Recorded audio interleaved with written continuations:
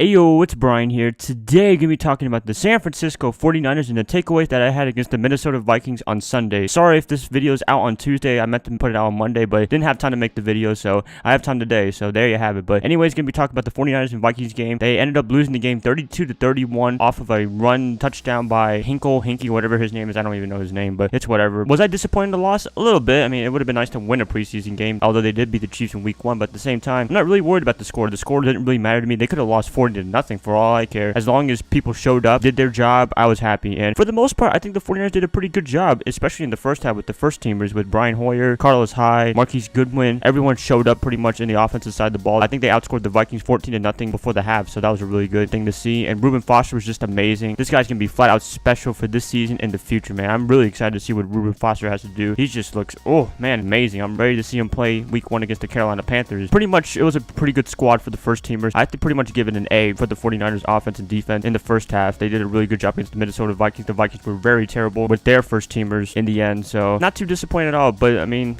other than that, the second and third teamers, they were a little disappointed in my opinion. I thought CJ Bedard was going to have a good game against the Vikings, but he ended up having just an okay game, although he threw an 87 touchdown bomb to Morstead. It was a really good pass, but it was a short pass to Morstead. Morstead just ran it all the way down. Morstead and Bryan, man, they are looking really good in this preseason. I hope they don't cut either of them. Hopefully they both can stay for the 49ers in the 53-man roster, but I have no idea who's going to be on the roster after preseason week 4 against the Chargers. And wow, there's a lot of talent in the running back position. This team's going to be probably ranked in the top 5 in rushing, just like last year, surprisingly, under Chip Kelly in that 2-14 season. So if Chip Kelly could do that, I'm pretty sure Kyle Shanahan can take it to another level, improve the passing game as well, because he's an offensive genius, just like Chip Kelly. But the difference is Kyle Shanahan has a lot of experience in the NFL, and Chip Kelly only had like, what, 2 or 3 years in the NFL. So hopefully it can all work out offensively, and that's why the 49ers hired him. They need some offensive power, and I think Kyle Shanahan is going to be able to do that. And with all the running back talent that they have with Hyde, Joe Williams, Matt Breida, and Morstead, just wow, just a lot of talent. And you also got Kyle Juszczyk right there, man, just amazing as well. The wide receiver core, hopefully is going to be grooming as well. Marquise Goodwin, man, that guy is fast as heck, man. That's the one takeaway I got out of it. He's a really good wide receiver on the system with Kyle Shanahan, so I'm really excited to see what he can do during the season as well. Pierre Garçon, haven't heard too much from him, but the veteran leadership, hopefully it can provide well for the 49ers come regular season time. I was just pretty much happy for the 49ers first teamers. That's all I wanted to see, but a little bit concerning just because I need to see some more consistency. I want to see what Brian Hoyer can do against the Chargers this time on Thursday, and hopefully he can have a good game as well, because he had a pretty bad game against the Chiefs and Broncos, albeit he didn't have a lot of playing time, but they were still bad series in my opinion. And I think with more time that he played against the Vikings, I think he proved a lot that he is the starter for the 49ers for right now, and maybe he can do some work during the regular season. And CJ Bedard, I mean, I don't know. Some people were like, oh, we should start him week 1 against the Panthers. I said no, not now. Maybe eventually Brian Hoyer stinks up the joint during the regular season, but just give it some time. I'll probably make another video about this, about which quarterback they should start week 1 and which running backs should be on the roster in the 53-man roster. I'm gonna have a lot of videos out this week talking about the 49ers, making some predictions on the roster and predicting their final records and what have you, so be on the lookout for that. And just overall, if I had to give a preseason grade, I'd probably give it a B+,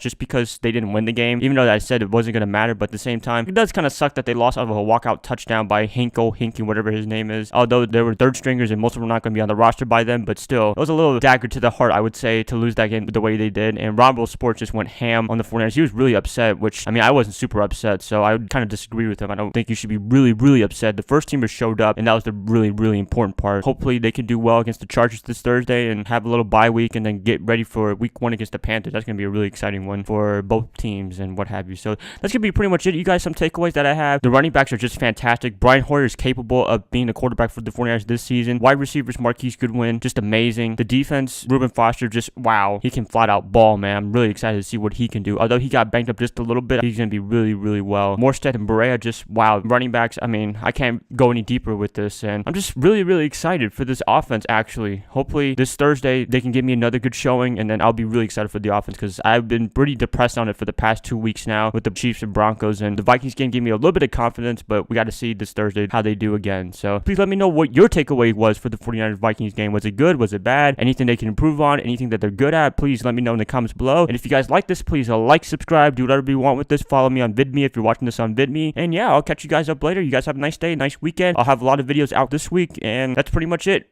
Bye guys, see y'all later.